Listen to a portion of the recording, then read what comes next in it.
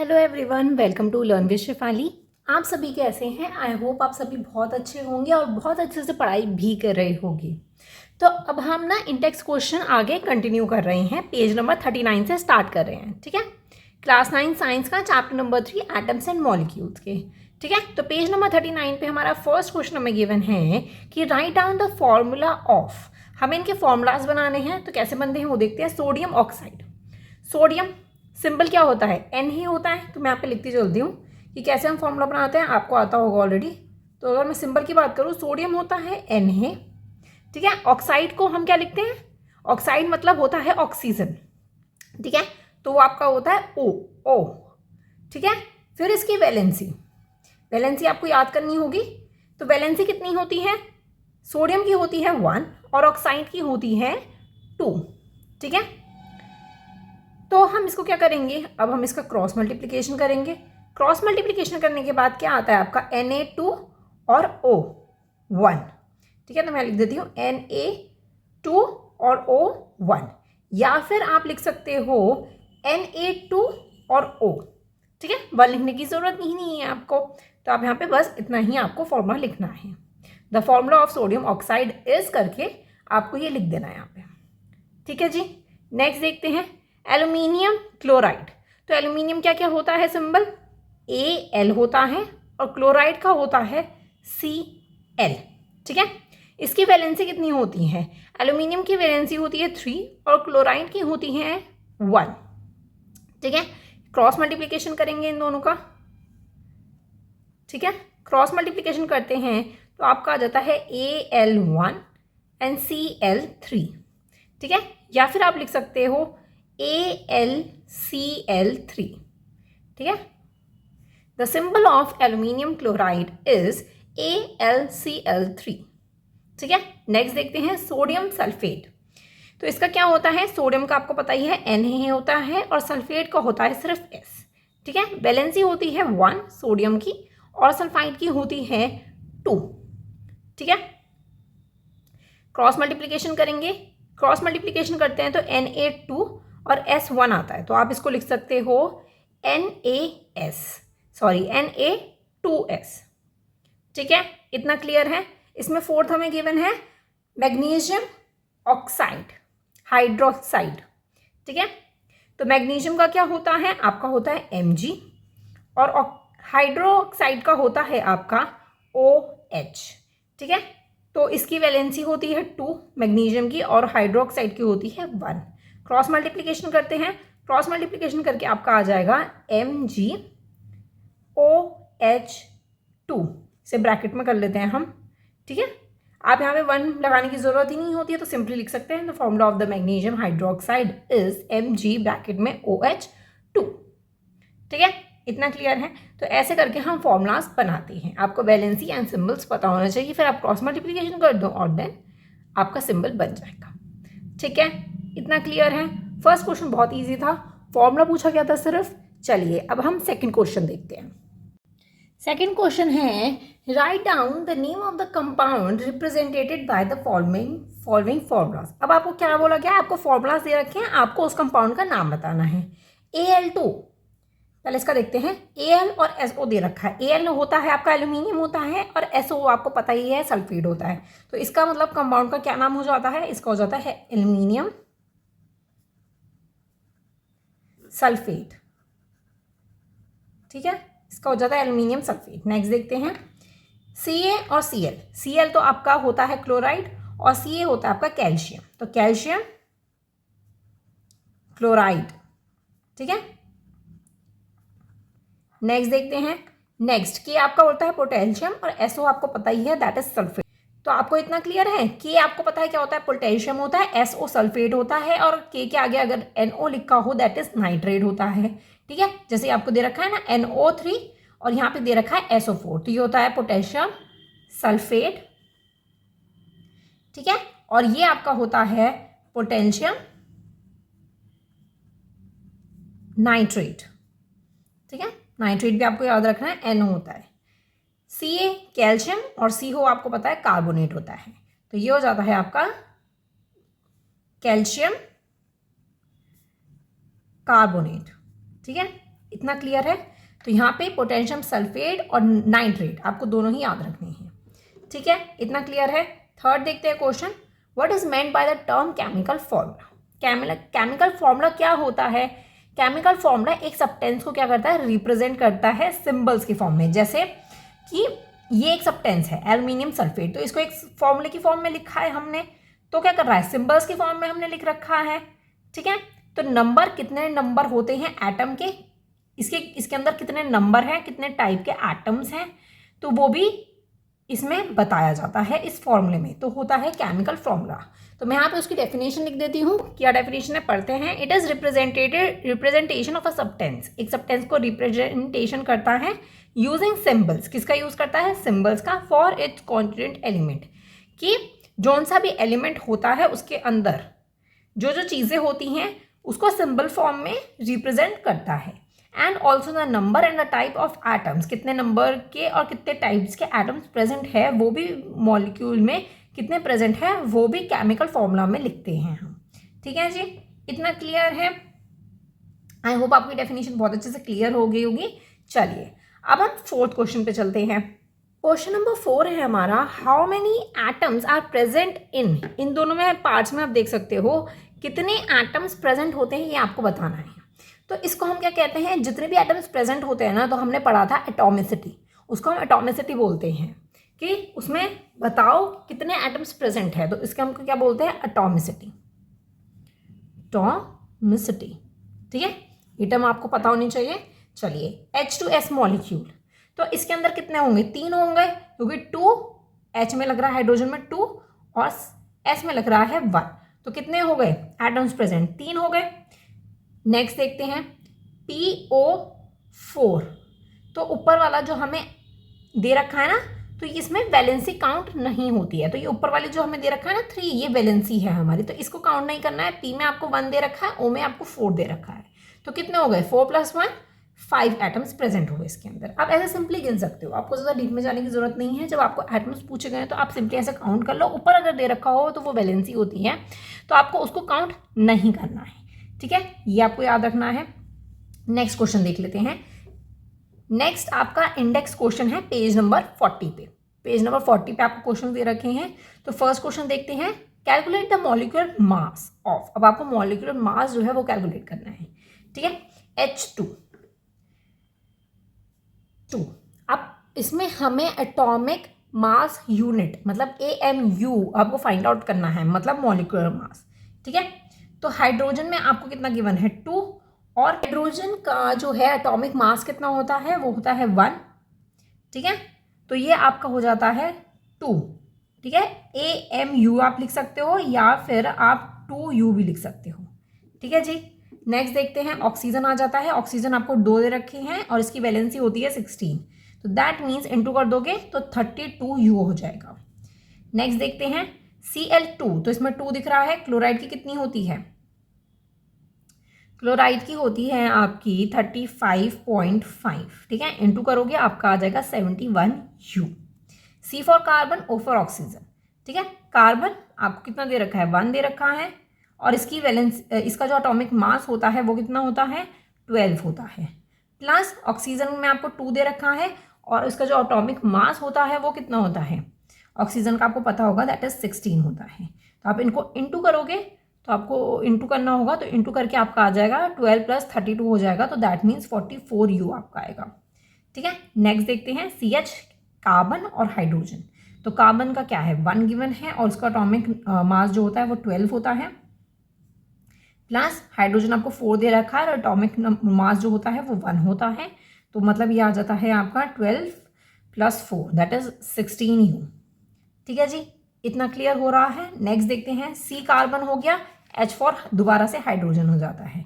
तो कार्बन आपको 2 गिवन है और कार्बन की जो एटॉमिक मास है वो 12 होता है, प्लस हाइड्रोजन आपको 6 दे रखा है और हाइड्रोजन का होता है 1, तो हो जाता है 12 × 2 + 6 करना है आपको, तो दैट मीन्स 24 + 6 हो जाएगा आपका, दैट इज 30U आ जाएगा आपका, ठीक है। नेक्स्ट देखते हैं, फिर से कार्बन आ गया, 2 दे रखा है आपको कार्बन के एटम्स, ठीक है, तो इसका होता है 12 होता है, प्लस हाइड्रोजन में आपको 4 गिवन है और इसका जो 1 होता है एटॉमिक मास, तो ये हो जाता है 24 प्लस 4 तो दैट मीन्स 28U।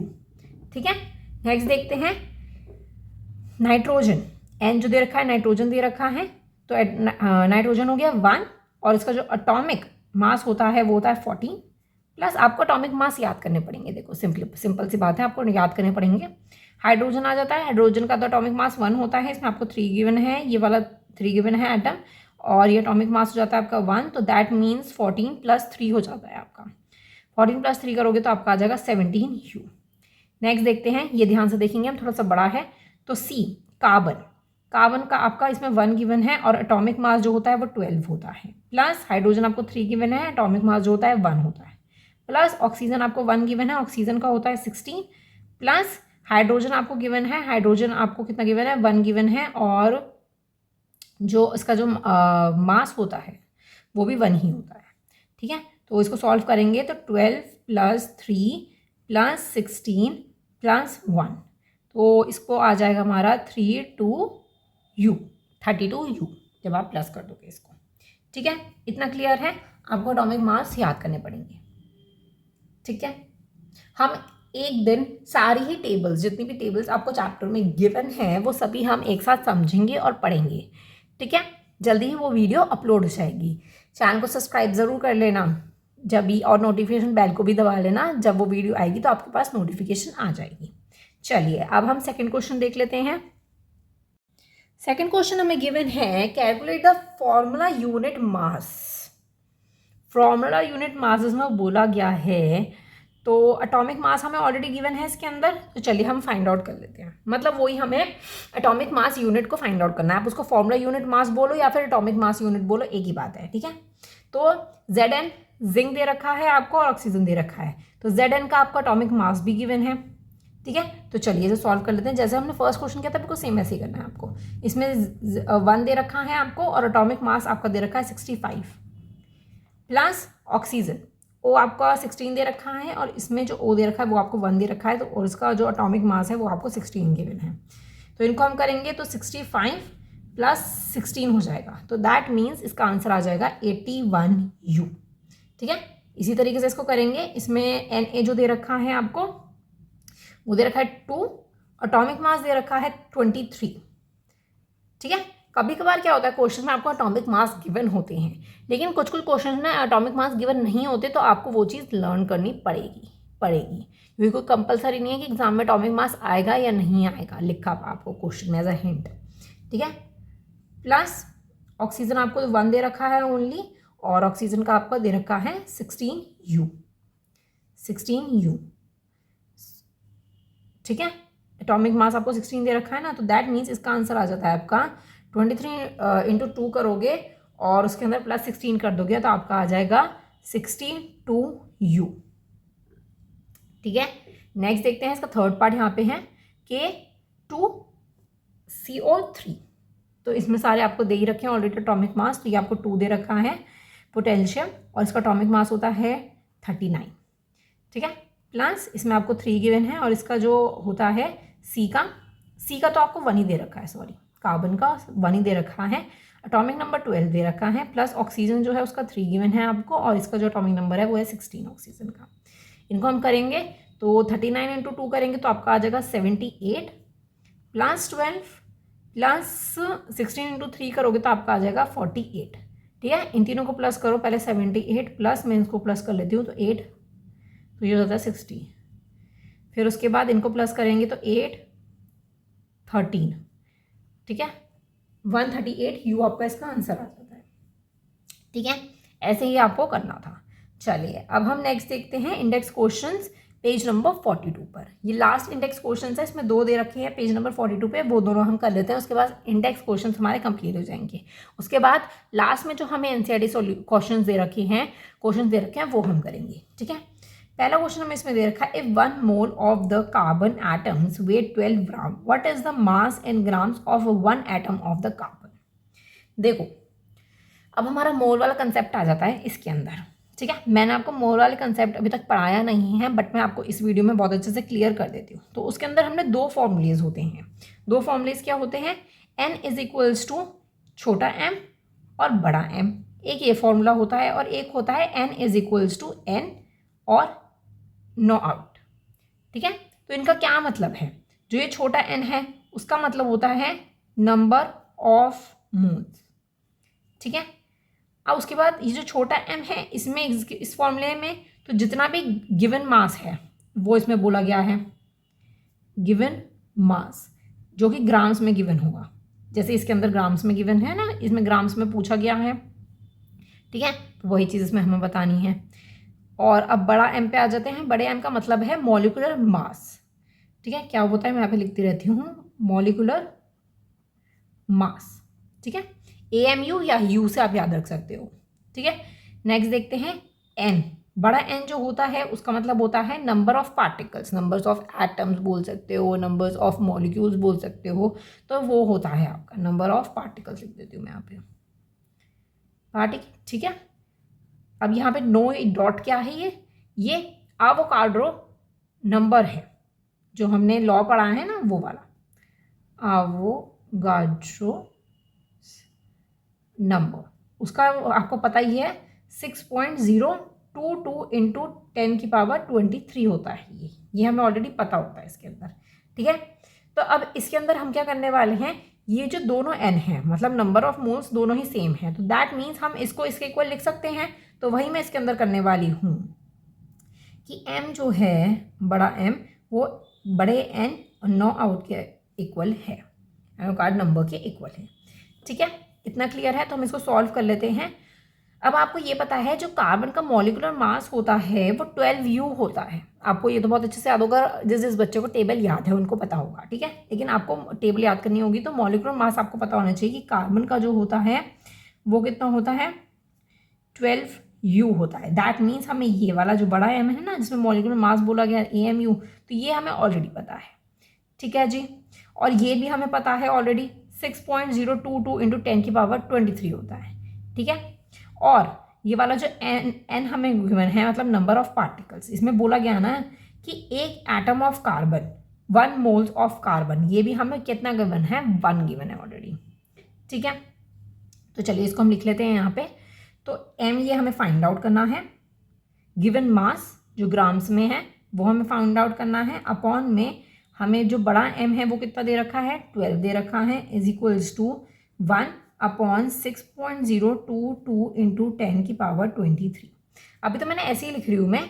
ठीक है, अगर आपको डिटेल में मोल कंसेप्ट की वीडियो चाहिए तो मैं इसे डिटेल में और डिटेल में जाके समझा सकती हूँ। ठीक है, तो इसको क्रॉस मल्टीप्लिकेशन करेंगे तो m इज इक्वल्स टू कितना आ जाएगा, 1 ऊपर में यहाँ पे 12 आ जाएगा सबसे पहले, और अपॉन में चला जाएगा 6.022 इंटू 10⁻23। ठीक है, ये चला जाता है ऊपर। चलिए आगे देख लेते हैं हम, आगे इसको फर्दर सॉल्व करते हैं हम। इसको आप फर्दर सॉल्व करना स्टार्ट करते हो तो ये आपका पॉइंट हट जाएगा, तो 3 0 ऊपर लग जाएंगे हमारे। ठीक है, तो 3 0 ऊपर पहुंच जाएंगे तो ये कैसे बन जाएगा, 12,000 अपॉन 6022, और ये भी मैं ऊपर पहुंचा देती हूँ इंटू 10⁻23 हो जाएगा आपका। ठीक है, इतना क्लियर है। इसको हम फर्दर सॉल्व करेंगे। इसको जब आप पूरा अच्छे से इन दोनों को काट दोगे, इन दोनों को सॉल्व कर दोगे तो आपका आ जाएगा 1.99 इंटू 10⁻23 ग्राम्स लिख दोगे आप। ठीक है, क्योंकि आपको ग्राम्स में इसको फाइंड आउट करना था हमें। ठीक है, इतना क्लियर है। इसमें लिखा है ऑलरेडी 12 ग्राम का था एक मोल ऑफ कार्बन, तो आपको ऑलरेडी 1 यहाँ पे पता चल गया हमें कि नंबर ऑफ मोल्स कितने गिवन है, इसके अंदर 1 है, और इसके अंदर ये वाला जो m है बड़ा वाला कितने ग्राम में हमें गिवन है मास। ठीक है, मॉलिक्यूलर मास हमें ऑलरेडी पता था कार्बन का। ठीक है, तो उस अकॉर्डिंग जो जो हमें इन्फॉर्मेशन गिवन थी उस अकॉर्डिंग हमने सॉल्व कर दिया है। ठीक है, नेक्स्ट वाला भी बिल्कुल ऐसा ही है। चलिए अब हम नेक्स्ट वाला और सॉल्व कर लेते हैं। लास्ट क्वेश्चन है हमारा इंडेक्स क्वेश्चंस का, विच has more numbers of atoms, किसके पास सबसे numbers of more number of atom है, 100 ग्राम ऑफ सोडियम और 100 ग्राम ऑफ सोडियम और आयरन हमें गिवन है, उसका दोनों का एटॉमिक मास हमें गिवन है। तो ये मैंने गलती से 2 बार लिख दिया है। ठीक है, तो एक कट कर दो, दोनों हमें ग्राम्स में गिवन है, दैट मीन्स हमें m गिवन है जिसमें हमें गिवन मास बोला गया है ना ये वाला छोटा वाला m, तो ये हमें ऑलरेडी गिवन है, दैट इज़ 100 ग्राम। यहाँ पे मैं सोडियम लिख देती हूँ, ठीक है, और यहाँ पे मैं आयरन लिख देती हूँ, दोनों का ही हम लिखते चलेंगे, ठीक है। और इनका मैं एटॉमिक मास की बात करूँ तो हमें जो बड़ा वाला m है जिसमें हमें मॉलिक्यूलर मास लिखना चाहिए, तो वो हमें 23 गिवन है इसका, और इसका आयरन का हमें कितना गिवन है, वो आपको 56 गिवन है। ये इसका भी जो मास है वो हमें कितना गिवन है, 100 ग्राम ही गिवन है, ठीक है। तो लिखते चलते हैं क्या क्या चीज़ें हमें गिवन है। आगे देखते हैं, इसमें बोला गया है कि विच has more numbers of atoms, किसके पास सबसे ज़्यादा नंबर्स ऑफ एटम है, मतलब कि हमें n को फाइंड आउट करना होगा। ये हमारे पास गिवन नहीं है दोनों में ही, ठीक है, दोनों हमें फाइंड आउट करने हैं। आगे देखते हैं, और हमें एवोकाडो का जो लॉ है उसका हमें नंबर ऑलरेडी पता है, वो होता है 6.022 इंटू 10 की पावर 23। यहाँ पे भी सेम है, ये चीज़ें हमारे पास ऑलरेडी गिवन है, ठीक है, 10 की पावर 23। चलिए अब हम उसी फॉर्मूले में करेंगे, क्योंकि दोनों n जो है वो इस फॉर्मूले के इक्वल है, m/m is equals to n की पावर n0 डॉट, ठीक है। सेम यहाँ पे हम करेंगे, यही फॉर्मूला आपको इसके अंदर यूज़ करना है, ठीक है। देखते हैं क्या क्या है। ये हो गया 100/23 इज इक्वल्स टू, ये n हमें फाइंड आउट करना है और इसकी दे रखी है 6.022 इंटू 10 की पावर 23, ठीक है। क्रॉस मल्टीप्लिकेशन करेंगे हम इसका, क्रॉस मल्टीप्लिकेशन करते हैं तो ये आपका आ जाता है, इसमें हमें 2 0 गिवन है ना, तो मैं यहाँ पे हो जाएगा 25, 10 की पावर 25 हो जाएगा यहाँ पे, तो 6.022 इंटू 10 की पावर 25 हो जाता है हमारा, ठीक है। और मैं अपॉन में 23 आ जाएगा इज इक्वल्स टू n, ठीक है। इतना क्लियर है। अभी मैं यहीं पे छोड़ देती हूँ इसको आगे हम फर्दर सॉल्व नहीं करें। अब मैं इसको यहाँ पे भी कर लेती हूँ, तो ये आपको हो जाता है 100 और ये आपको 56 गिवन है इज इक्वल्स टू, ये हमें फाइंड आउट करना है और ये आपको दे रखा है 2 इंटू 10 की पावर 23। सेम उसी तरीके से करेंगे, 20 का यहाँ पे 25 हो जाएगा, तो 6.022 इंटू 10 की power 25 upon 56 is equals to n, ठीक है। इतना क्लियर है। अब आप देखो इन दोनों में से बड़ा कौन सा है, which has more numbers of atoms, इन दोनों के में देखो और किसके पास सबसे ज़्यादा एटम्स जो हैं वो प्रेजेंट है, वो आपको इसमें बताना है। तो अब आप देखोगे कि ऊपर वाले तो दोनों ही सेम है, लेकिन नीचे आपको एक में 23 दिख रहा है और एक में आपको 56 दिख रहा है, तो आप बोलोगे कि 56 वाला बड़ा होगा। लेकिन मैं आपको बता दूँ, अगर डिनोमिनेटर में कम वाला देखा जाता है, जिसका कम डिनोमिनेटर होगा उसकी वैल्यू ज़्यादा आएगी। फॉर एग्जाम्पल मैं लेती हूँ 1/2 एंड 1/1, तो ये तो आपका हाफ होता है। आप बोलोगे कि इसका डिनोमिनेटर जो है नीचे 2 आ रहा है और इसका 1 आ रहा है, तो दैट मीन्स इसका आंसर बड़ा आना चाहिए, नहीं, क्योंकि ये कितना हो गया है, ये हाफ हो गया और ये कितना हो गया, ये सिर्फ 1 हो गया, तो 1 पूरा हुआ और ये हाफ हुआ, तो क्या बड़ा हुआ, कम वाला बड़ा हुआ, ठीक है। अगर मैं इसी का एग्जाम्पल मान के चलूँ तो मैं लेती हूँ 50/2 और 50/5, कट करो दोनों को। अब आप बोलोगे कि जिसका डिनोमिनेटर 5 है वो बड़ा आना चाहिए, मैं बोलती हूँ कि जिसका डिनोमिनेटर कम है वो बड़ा आना चाहिए। तो काट के देख लेते हैं, 2 2 और 2 5 10, 5 10 50 होता है, तो किसका आया, जिसका कम डिनोमिनेटर था उसका ज़्यादा आया। तो सेम इसकी वैल्यू ज़्यादा आएगी इसकी वैल्यू से, तो बड़ा कौन सा हुआ, ये वाला बड़ा हुआ, सोडियम बड़ा हुआ, ठीक है। अगर आप इसको सॉल्व कर देते हो तो उसकी वैल्यू आ जाएगी 2.618 इंटू 10 की पावर 24, ठीक है। और इसको जब आप सॉल्व कर दोगे तो वैल्यू आएगी 1.075 इंटू 10 की पावर 24, ठीक है। तो बड़ा कौन सा हुआ, ये वाला बड़ा हुआ। तो किसके पास सबसे ज़्यादा एटम्स हैं, वो है सोडियम, ठीक है। आई होप आपको ये क्वेश्चन बहुत अच्छे से क्लियर हो गया होगा। वीडियो पसंद आई हो तो लाइक ज़रूर कीजिएगा और चैनल को सब्सक्राइब करना मत भूलिएगा। मिलते हैं नेक्स्ट वीडियो में। Thank you so much for watching, bye bye.